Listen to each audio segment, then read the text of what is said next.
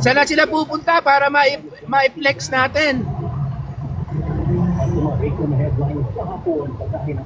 Sa Plaza Miranda?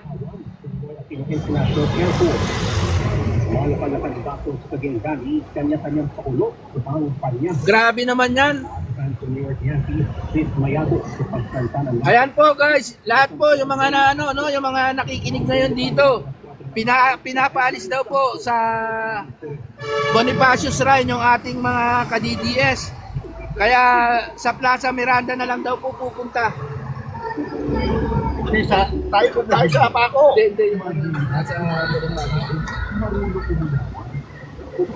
pero etong nililinaw po natin mga ka-DDS. Etong caravan po natin, papunta po tayo ng Paco Arena.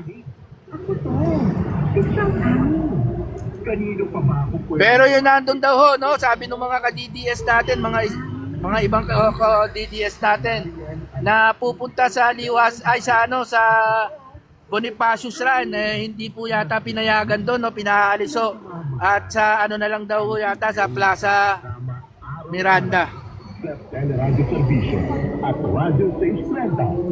Okay, waray laban, Paco Arena na lang. Okay, sige.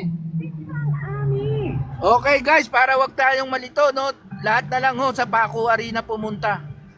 Yung mga gustong sumama sa